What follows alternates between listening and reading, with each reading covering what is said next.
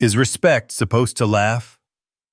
The flag rope clicked echoing through the ceremony hall, where coffee still steamed and brass glimmered under pale light. They scoffed, pressed their voices against the old veteran's calm, each chuckle bouncing off marble until silence flinched. Still, he didn't answer. The metal caught one thin beam. The crowd's pulse turned to a heartbeat in his palm, the room brightening as laughter died. But quiet men leave echoes too, a gleam, a hush, a breath that never retires.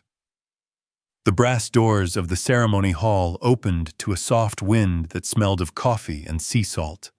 Veterans shuffled inside, shoes tapping in rhythm with the morning march. Banners hung low, their colors tired but proud. At the end of the aisle, Evan Carter stood beside a folding table stacked with medals. He lifted one, its ribbon sun-bleached, its metal dulled by years of fingerprints, and began to polish. It wasn't his. "Careful, old-timer," a young officer called. "You'll shine that thing into next week." Laughter followed, quick and nervous, bouncing off the marble walls. Even the microphone seemed to hum with amusement. Someone whispered. He brought his own medal. Evan's shoulders didn't move. He simply breathed through the noise, the cloth circling slow. The light caught the medal just long enough to show a reflection, his face thinner than he remembered. They laughed at the medal, the narrator on the base radio would later say, but the man never flinched. A trumpet wavered through the loudspeaker, then cut out. He placed the medal back in its case and pressed the lid shut with both hands, as if closing a story no one wanted to read. Silence spread across the hall. Even the flags seemed to stop. He raised his right hand and saluted an empty chair in the front row. A lieutenant in the second line smirked. "Guess he's auditioning for another promotion," he murmured. "Guy number 1, timestamp 025. No one answered. The remark hung there like a light bulb flickering before it dies. Evan kept his hand to his brow until the anthem resumed.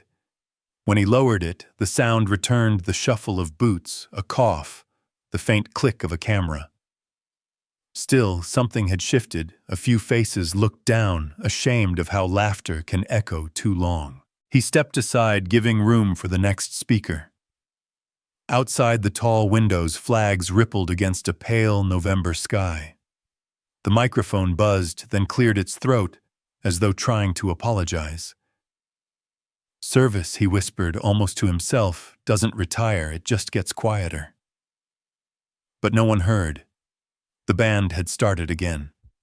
He straightened his jacket, picked up the empty case, and moved toward the side door where sunlight spilled across the floor like a slow tide.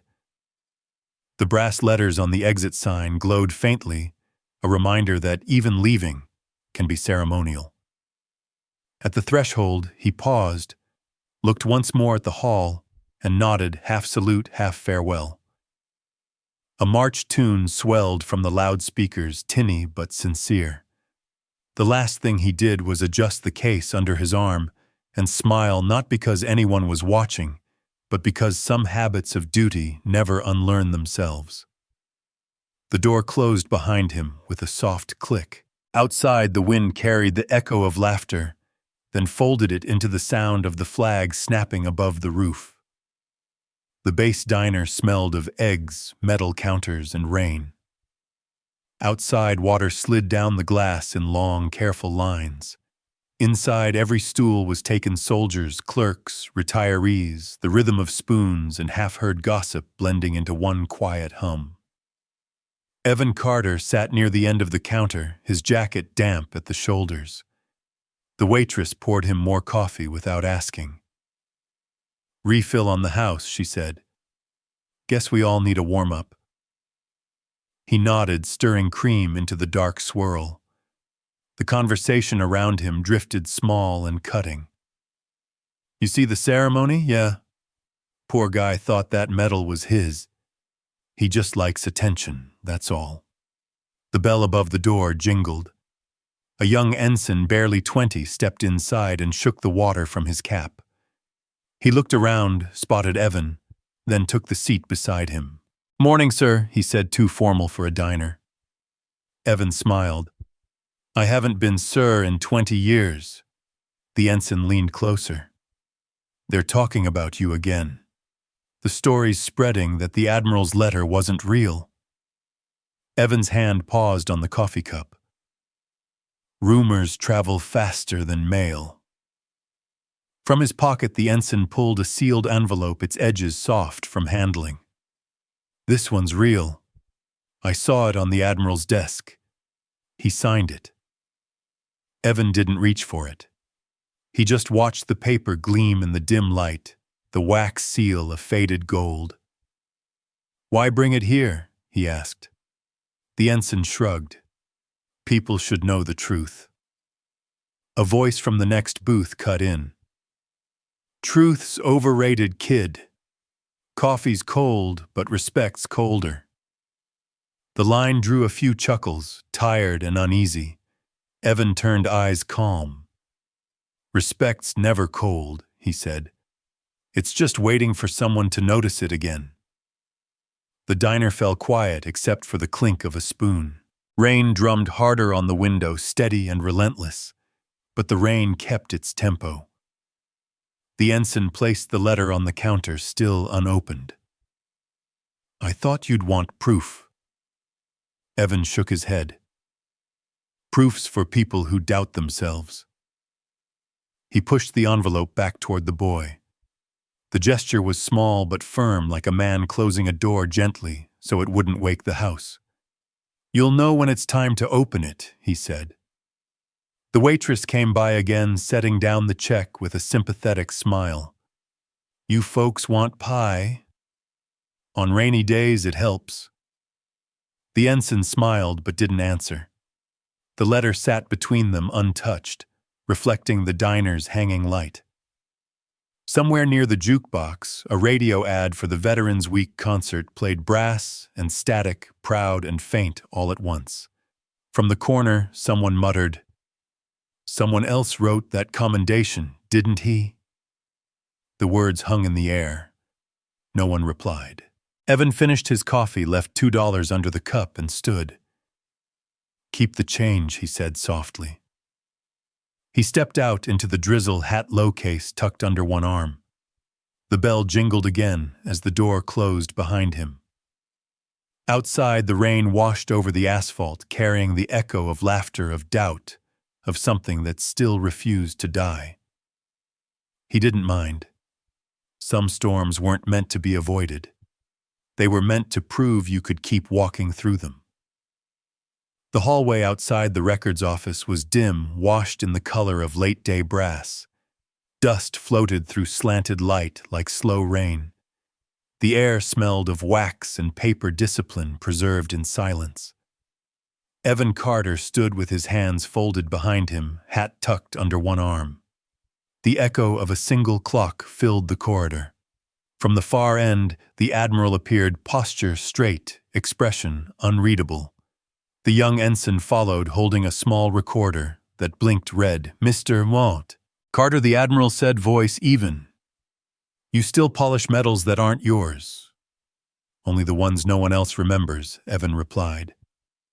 The Admiral's eyes softened, but didn't waver. "That letter you refused, do you know what it says?" Evan shook his head. "Knowing might ruin the point." The ensign hesitated, glancing between them. "Sir, should I—" "Keep recording," the Admiral ordered quietly. "History forgets the quiet ones first." He opened a drawer and withdrew a sealed envelope, the same one that had traveled rumor to rumor. The wax was cracked, but unbroken. He extended it toward Evan, then, after a pause, drew it back. "You handed this in once," he said. "I'm handing it back. Still sealed. Still yours." Evan's hands stayed at his sides. "Then it's still trust." For a long moment, neither man moved. The corridor seemed to hold its breath. A flag hanging near the doorway stirred faintly in the vent's draft, its shadow sliding across the floor like water. Silent beat. Footsteps echo. Flag shadow shifts. The Admiral spoke again. The board wants proof. They want names. You gave them silence instead. Names get heavy, Evans said. Silence travels lighter. The ensign's recorder clicked. A red light blinked once, then steady again. He whispered, "It's still recording, sir." "Good," the Admiral murmured. "Some truths don't need editing." They started walking down the hall together, slow, deliberate steps. The Admiral's shoes struck marble. Evans followed half a pace behind. The ensign trailed them, camera raised, catching reflections of the flag's fabric, rippling over their shoulders. "You ever think about retiring for real?" the Admiral asked. "Every morning," Evan answered. "Then something reminds me the work isn't done." A janitor's cart squeaked at the far turn, then vanished again. The sound seemed almost scripted, like punctuation between lines. The Admiral stopped near the exit where the light turned gold. "You know, some medals," he said, "aren't meant to be worn." Evan looked at the envelope in his hand. "That's why I never opened it." The Admiral nodded once, a salute disguised as a gesture of understanding. "Keep it sealed then, Minnicliffe." "Admiral, not every honor needs a name." The words hung there, soft but final, as the recorder's light faded to black. Outside, the evening whistle sounded across the base, long and low. The corridor emptied of sound, except for their retreating steps, 3 sets of shoes, 1 rhythm. When they reached the door, the Admiral held it open. "See you at the ceremony tomorrow." Evan nodded. "If the wind behaves." The Admiral smiled. "It rarely does." They stepped out into the dusk together, the flag shadow following them until the light disappeared completely. The ceremony hall looked different in daylight. Same banners, same chairs, but a tension in the air that moved like static. The storm had passed, yet its memory lingered. Rows of uniforms filled the seats, brass polished bright enough to sting the eyes. Evan Carter stood in the shadow of the stage steps, hat in hand. The Admiral sat 2 chairs up, still and unreadable. Behind them, the flag hung heavy folded pleats waiting to rise. The announcer's voice echoed reaffirmation of service base commendations and correction of records. A whisper rippled through the crowd. "Guy number 2, someone muttered. "He's getting a medal out of pity." The phrase caught and multiplied like wind through dry grass. Evan felt the words, but didn't turn. His focus stayed on the flag. The drums began their slow roll, steady, expectant. Then the rhythm faltered. Silence filled the hall, dense and complete. The Admiral rose. No speech, no paper in hand. He simply stood up in silence, the gesture clean as a blade of light. Every camera froze. Every whisper died mid-breath. Even the ventilation hum paused, as if the building itself chose to listen. Evan's throat tightened. His pulse beat louder than the drums had. He took one slow step forward. He was pinned by protocol, not by shame, the Admiral said at last, each word carrying the weight of apology and command. SM lock plus evidence. The phrase landed softly, its meaning larger than the man. Pinned was not a punishment now. It was the invisible pressure of duty, of rules that hold people still when their hearts wish to move. The flag lifted behind them on the cue of a hidden rope. The cloth unfurled and caught the airlight trembling through its seams. Someone in the front row gasped. Then came the heartbeat layer, not from speakers, but from the synchronized inhale of hundreds who understood. Respect replaced the laughter that once filled this same room. A young ensign near the aisle lowered his camera, his lens fogged. He whispered to himself, "That's the shot." Evan didn't speak. He simply bowed his head, letting the silence stretch until it became a bridge between him and everyone watching. The Admiral remained standing. His salute, brief, firm, wordless, closed the gap between accusation and absolution. Outside sunlight broke through the high windows, spilling across the floor like water. Dust motes turned to gold. The hall exhaled. Then flashbulb, white burst, shutter click. Faces lit for half a heartbeat, then faded to shadow, mini cliff. Flashbulb, fade to black. The band struck its final chord softer than before. Applause started hesitantly, then grew, not the cheer of victory, but the murmur of understanding. Evan turned toward the Admiral. Their eyes met. Neither smiled. Respect needed no grin. The moment held suspended like the flag behind them, proof that silence, when honest, can sound louder than any anthem. The library foyer was filled with the scent of polished wood and rain-damp coats. Rows of folding chairs faced a podium draped with a blue cloth. The crowd murmured in low waves, neighbors, sailors, schoolchildren holding paper flags. At the far end stood a new plaque, still veiled.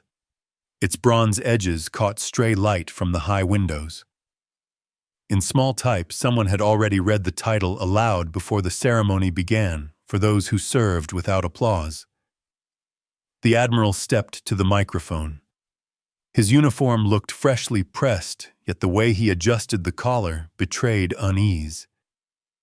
Evan Carter sat in the second row, hands clasped, the faint hum of the heating vent carrying through the hall. Today, the Admiral began, we correct our own record. We honor the ones who did the work even when no one was watching. He reached into a folder, unfolded a document, the true citation, and began to read. The words were simple, unadorned. For dedication beyond recognition, for service without claim. Evan lowered his eyes. The sound of the Admiral's voice filled the space, steady and clear. The crowd turned silent, like air holding its breath. Then came the small, reverent gesture that mattered most people, standing quietly, not because they were told, but because they understood. The veil fell. The plaque glowed under the lights, etched with names, some known, many forgotten. Among them, Carter E. Applause started softly, then grew measured, respectful, never breaking the spell of the room. A schoolboy dropped his flag, and the whisper of fabric on marble sounded louder than the clapping. From the back, the ensign raised a small recorder. The red light blinked, catching faces mid-smile. Outside the foyer, the church choir from across the street began a hymn notes leaking through open doors. The tune was slow, a blend of brass and breath. A voice from the audience called out, gentle and teasing. Guess the mic finally heard respect. Laughter followed, warm this time, not cruel. Evan looked up and almost smiled. He turned toward the window. Outside, the flag rippled in the wind. Its reflection shimmered across the glass and onto the marble floor, bending with every gust, silent beat. Flag reflected in window. The Admiral said quietly, "You gave us silence once, Mr. Carter. Today it speaks back." Evan nodded, words unnecessary. The moment had already said everything. A radio crew adjusted their equipment near the door. One of them gave a thumbs up. Seconds later, the recording of the ceremony's silence, the one from yesterday, played across local stations nationwide. The echo traveled through kitchens, cars, and cafes, repeating a single truth: respect can be quiet too. The crowd rose again, hands to their hearts as the choir ended. The applause returned slower this time, then faded like the closing of a prayer. Choir underscore plus slow applause fade. The Admiral stepped aside, motioning Evan forward, but he stayed seated, hat in his lap. The plaque was enough. The base courtyard had emptied except for the echo of chairs being folded and the slow flap of a flag overhead. Evening light spilled through the trees in thin amber lines. The sky leaned toward gold, a color that forgives more than it remembers. Evan Carter stood near the flagpole, the brim of his cap casting a soft shadow across his face. He had stayed after everyone left, the way he always did, until the noise died, until silence felt earned. The new plaque inside the library still gleamed, but this open air was the real memorial. He exhaled slow. The air smelled of salt and metal. Beneath the flag, the ground still carried footprints from the morning crowd. Footsteps approached. The young ensign appeared, coat unbuttoned, recorder dangling from his hand. He hesitated before speaking. "Sir, you forgot this." He held out a small case, the metal the same one that had begun everything. Its surface caught the last sunlight like a coin from another world. Evan looked at it, but didn't reach. "Thought the base could use a reminder." "It already has one," the ensign said. "They put your name on the plaque." Evan smiled faintly. "Names fade faster than metal." The ensign stepped closer. "The Admiral asked me to return it. Said you'd know what to do." Evan finally opened his hand. The metal settled in his palm with the lightness of a forgiven story. He turned it over once, tracing the edge with a thumb. "Strange," he murmured. "Something so small can carry so much weight." "You carried it without even wearing it," the boy said. A breeze passed between them, lifting the flag. The ripple of fabric crossed the courtyard, a quiet rhythm older than both of them, silent beat. Wave sound plus breath pause. Evan looked up. "You'll see one day, son. Sometimes standing still is the loudest thing a man can do." The ensign nodded, eyes bright in the lowering light. "I remember what the Admiral said. He was pinned by protocol, not by shame." "It's on the recording." "Keep it," Evan said. "Play it when the noise gets too thick." He fastened the medal's clasp, then laid it gently on the flagstone beside the pole. Some honors aren't meant to hang. They're meant to rest. For a long moment they said nothing. The flag caught another gust, its shadow sliding over the medal like a benediction. The sun dipped lower, painting the courtyard in copper and quiet. The ensign spoke softly, almost to the wind. He stood in silence. The words carried across the courtyard, clear as a bell tone fading. "Title Echo Lock Pass." Evan's eyes closed for a heartbeat. When he opened them, the flag was still moving slower now, as if nodding. "Good line," he said. "Keep it for your broadcast." Already recording, the ensign smiled. They stood together until the anthem from a distant speaker began, not loud, just enough to fill the edges of the dusk. A gull crossed overhead, wing flashing in the amber light. Somewhere beyond the base fence, the tide turned. Evan adjusted his collar, a habit older than memory. He looked at the medal once more, then left it there. The ensign didn't pick it up. Some lessons stay where they're learned. When they reached the gate, Evan turned to him with a small, steady grin. "If this story moved you," he said, "share it forward." The ensign nodded, understanding that the line wasn't meant for him alone. He raised the recorder, catching the final sound of the flag in the wind, a whisper, a salute, a promise to continue. The screen of light behind them dimmed to gray.